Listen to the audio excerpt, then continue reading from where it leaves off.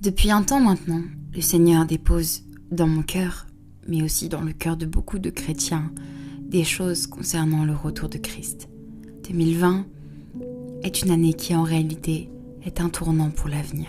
C'est donc au travers de cette vidéo que je souhaitais partager cela avec vous. J'invite chacun d'entre vous à prier et à rejeter la peur, ainsi qu'à se laisser guider par Dieu. Bonjour tout le monde, j'espère que vous allez bien. C'est une vidéo que j'ai depuis en réalité longtemps sur mon cœur que je souhaitais partager avec vous, qui parle un peu des événements qui se passent en 2020, mais aussi de ce que la Bible dit et de ce que le Seigneur me met à cœur depuis plusieurs mois maintenant. Faut savoir que depuis fin 2019, la quasi-totalité des écritures que je lis, la majorité du temps, ce sont des écritures qui sont en lien avec la fin des temps et ce que le Seigneur va faire et ce genre de choses. Et aujourd'hui, je crois vraiment que Dieu veut adresser un message qui doit te réveiller et doit te pousser de ta zone de confort aujourd'hui pour que tu puisses être cet intercesseur, cette personne qui se tient à la brèche pour prier pour les âmes qu'il reste à sauver ici sur terre. 2020 est une année bien particulière. En réalité, que ce soit les chrétiens ou les non-chrétiens, on a tous ressenti que 2020 était une sorte de tournant, aussi bien spirituellement que physiquement parlant, au vu des événements qui s'est passé notamment avec le coronavirus. Et on a finalement vu, personnellement, j'ai vu à quel point l'apocalypse était finalement réalisable et que du jour au lendemain, absolument tout ce que nous connaissons pouvait changer. Le premier point sur lequel j'aimerais vraiment appuyer et qui, comme je le rappelle, est vraiment dans mes prières et dans mon cœur lorsque je pense à ce sujet-là, dans les derniers jours, l'amour du plus grand nombre se refroidira. Le monde dans lequel nous vivons depuis quelques années maintenant prend cette voie à grande vitesse. Aujourd'hui, il y a de plus en plus d'insultes, il y a de plus en plus de personnes qui sont en colère, qui sont agressifs. Vous pouvez vous faire agresser ou tuer limite pour un rien. Si vous allumez les informations, vous vous rendez compte qu'un tel s'est fait agresser parce qu'il n'a pas donné son sac. Un tel s'est fait agresser parce qu'il a défendu deux jeunes femmes qui se faisaient agresser. Un tel. Et vous vous rendez compte que la virulence de la haine et de la colère est en train de monter. Les gens sont méchants et haineux entre eux. Tout ce qui s'attache à Dieu, qui était la justice, la paix, la bienveillance, le fait de penser pas pour soi-même mais collectivement est en train de disparaître et l'amour du plus grand nombre se refroidit. Le Covid a été un événement qui nous laisse entreapercevoir qu'est-ce que serait l'accomplissement des prophéties de l'Apocalypse. Alors je vous rassure, nous ne sommes pas les premières personnes dans ce siècle à en parler. En réalité, beaucoup l'ont fait avant, ils l'ont fait quand il y avait la Seconde Guerre mondiale, ils pensaient que c'était la fin du monde, ils l'ont fait bien avant, en 1800, 1700, etc. Alors c'est vrai, vous allez me dire, mais pourquoi ici ce serait plus, Jésus-Christ arriverait plus maintenant que avant? Eh bien en réalité, nous avons un bon nombre de prophéties qui se sont réalisées et qui se réalisent au fur et à mesure du temps. Les trois qui viennent dans ma tête, c'est le fait que la parole de Dieu est quasiment prêchée aux quatre coins du monde, dans toutes les langues.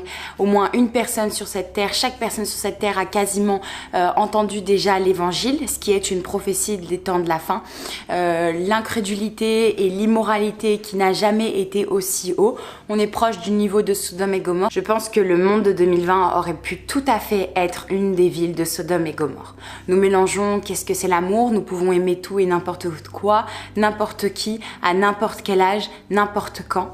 Nous mélangeons ce qui est la sexualité, nous avons une sexualité totalement débauchée, totalement déréglée. Et puis nous avons toutes sortes de violences, qu'elles soient donc meurtrières ou qu'elles soient avec les injures, avec les violences physiques, etc.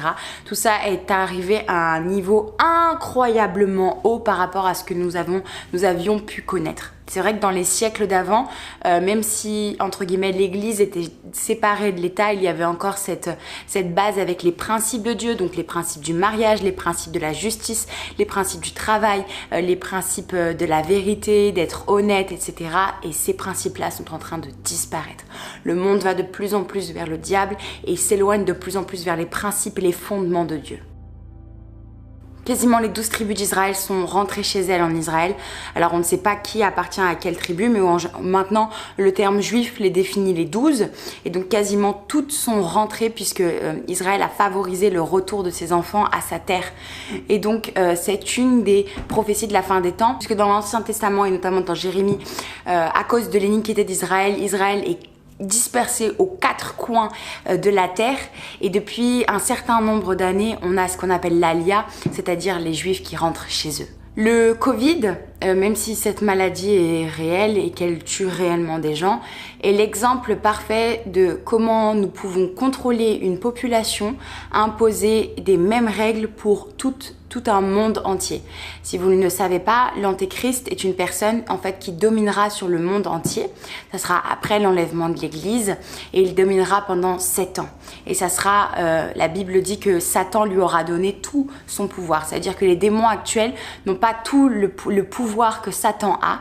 Et la Bible dit que l'Antéchrist aura tout, absolument tout du diable. Et donc pour qu'il y ait un seul maître, un seul roi, un seul président, appelez-le comme vous voulez, du monde entier, il faut bien qu'il y ait ce mouvement des nations qui commence à être ensemble et à travailler ensemble. Et l'Europe est un commencement de ce mouvement-là. Et le fait qu'il y ait plusieurs instituts qui regroupent en même temps les nations et qu'on adopte tous, par exemple par rapport au Covid-19, on adopte tous les mêmes règles, le même langage strict qui est par exemple porter un masque, se laver les mains, distanciation sociale, on va mettre le pays en quarantaine, l'économie va être fragilisée, etc.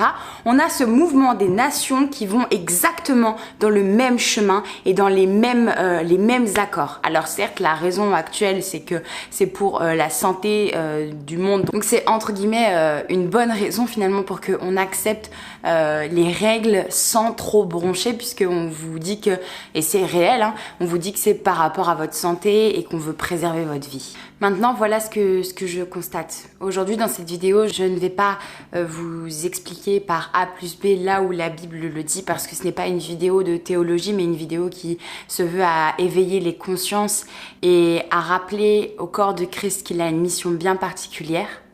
Mais voilà le message que j'ai pour finir sur mon cœur. L'église du XXe siècle est une église totalement tiède. Alors c'est vrai, il y a des réveils, nous avons beaucoup d'âmes qui se convertissent à Jésus, j'en suis une preuve même, puisque 2015 j'ai rencontré Jésus. Mais l'église du XXe siècle est une église tiède. Pourquoi ? Parce que notre église actuelle, et je parle avec un grand E, l'épouse de Christ, est une église qui joue entre le mensonge et la vérité, qui joue entre la sanctification et le péché, qui joue entre les choses du monde et les choses de Dieu. Et je vois cette image d'une église qui a un pied dans le royaume et un pied dans le monde en fait finalement.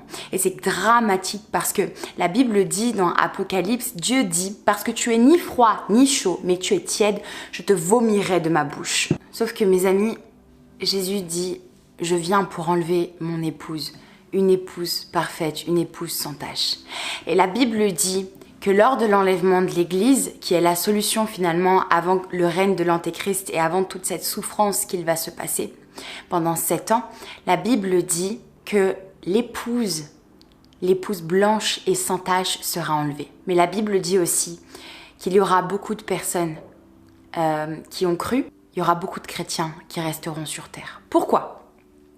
Des chrétiens tièdes, des chrétiens qui vivaient dans le péché. Il y a bien une différence entre pécher, demander pardon et être pardonné, et aimer vivre dans ce péché et se contempler à vivre dans ce péché. Les chrétiens remplis d'orgueil, les chrétiens qui auront cherché le regard des hommes plutôt que le regard de Dieu. Bref, il y aura plein de chrétiens qui malheureusement resteront le jour de l'enlèvement.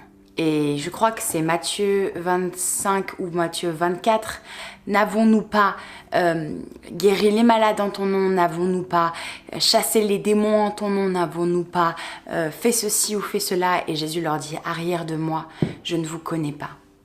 Non pas parce que Jésus ne connaît pas tout le monde sur cette terre, ou non pas parce que leur cœur était pur, mais justement parce que en réalité c'était juste de la comédie et juste du cinéma. Et je sais que beaucoup d'entre vous, quand on dit ça, ont peur. Beaucoup ont peur en réalité que Jésus vient et leur dit ça, mais il faut bien comprendre que Dieu regarde premièrement au cœur. Il y a des secrets cachés que Dieu connaît en nous que nous ne connaissons même pas. C'est l'état de cœur qui change toute chose, l'état de vouloir suivre Dieu et de vouloir se repentir sur une situation qui change toute chose. Mes amis, n'ayez pas peur de ce message, mais préparez-vous. Simplement dans la prière, si vous n'êtes pas convaincu, demandez au Saint-Esprit, Seigneur, convainc-moi d'un message qui est des temps de la fin. Seigneur, quelle est ma mission pour ces temps de la fin? Entre vous et moi, je ne pense pas que, par exemple, j'aurai des petits-enfants ou que je vieillirai. Je pense que l'enlèvement de l'Église se fera bien avant ça. Nous devons être cette Église qui prie, qui intercède. Vous savez, si Dieu nous laisse encore sur cette terre, nous n'avons plus rien à gagner sur cette terre. Et la récompense est dans le royaume des cieux. Mais si Dieu nous laisse sur cette terre, c'est pour que nous puissions intercéder, pour que nous puissions prier encore, pour les âmes qui crient, les âmes qui ne connaissent pas encore Jésus-Christ. Voilà la seule mission pour laquelle nous sommes sur cette terre. Tout le reste, c'est des futilités. La seule chose pourquoi Dieu permet que l'Église ne soit pas encore enlevée, c'est parce qu'il reste des âmes à sauver. Les 7 ans de l'Antéchrist ne seront pas des temps où on ne pourra plus être sauvé, non. La Bible dit que l'épouse de Christ avec les anges et avec Christ reviendront. Et en fait, il se passera une guerre, un combat. Et puis, il y aura 1000 ans sur terre, 1000 ans avec le Seigneur Jésus d'une terre glorifiée. Et là, les personnes qui, pendant la venue de l'Antéchrist, ont résisté, et puis encore ces personnes-là pourront avoir une chance d'être dans le royaume des cieux. N'oubliez jamais que Satan n'est pas le Dieu de l'enfer. Satan souffrira tout autant que toute personne qui ira en enfer. Son but n'est pas de dominer sur vous en enfer. Son but est que vous souffriez avec lui dans le royaume des ténèbres. Arrêtons de nous conformer au monde. Arrêtons d'être cette Église qui laisse entrer des choses qui ne viennent pas de Dieu. Arrêtons de jouer entre la vérité et le mensonge. Arrêtons de jouer entre la sanctification et le péché. Nous devons être cette Église qui se tient à la brèche. Si chaque chrétien avait une vie de prière de 2 heures, 3 heures, je vous assure que les choses changeraient. Mais la génération dans laquelle nous vivons est une génération qui a sans cesse besoin d'être rallumée, qui n'arrive pas à entretenir ce feu. Ne vous laissez pas avoir par les actualités, ne vous laissez pas avoir par la pensée du monde qui est de tout accepter. Référez-vous toujours à ce que dit la Bible, à ce que dit Dieu, parce qu'au final, c'est ça qui sera important. Ce n'est pas ce que le monde, ce que l'Église a toléré ou non, non. Qu'est-ce que dit Dieu? Qu'est-ce que dit Dieu dans sa parole? Quelle est la volonté de Dieu pour ma vie? Et quelle est la volonté de Dieu? Comment marche Dieu? Dans les temps de la fin, les chrétiens deviendront autant persécutés que dans les temps du début. Vous savez que les chrétiens sont les personnes les plus persécutées au monde actuellement. Et lorsque l'on parle de sa foi, la foi chrétienne est une foi la plus méprisée, la plus à débat et à discorde que n'importe quelle autre. N'ayez pas peur de la persécution, n'ayez pas peur du fait d'être rejeté par la société parce que vous êtes différent et parce que vous avez une vision différente et parce que vous n'acceptez pas tout. C'est ça la volonté de Dieu, de faire la différence pour notre génération. Ne buvez pas les paroles du monde comme de l'eau. L'Antéchrist est déjà là et il est en train de préparer son règne. Et il y a beaucoup de choses en 2020, l'année n'est pas finie et il y a beaucoup de choses qui sont en train de s'accélérer. Nous n'avons plus le temps de perdre notre temps. Si la peur vient pendant ce message, chasse-la au nom de Jésus. Parce que ce n'est pas en disant des vérités qu'on doit avoir peur, mais c'est justement par les vérités qu'on doit se réveiller. Que ce feu qui est en train de mourir à l'intérieur de nous doit se raviver et qu'on doit avoir cette soif de vérité. Dieu a besoin que son épouse se prépare. Le temps, le compte à rebours est lancé depuis un petit moment maintenant. Et mon désir, le désir de Dieu, le désir de Jésus-Christ, que chaque chrétien, chaque âme soit sauvée.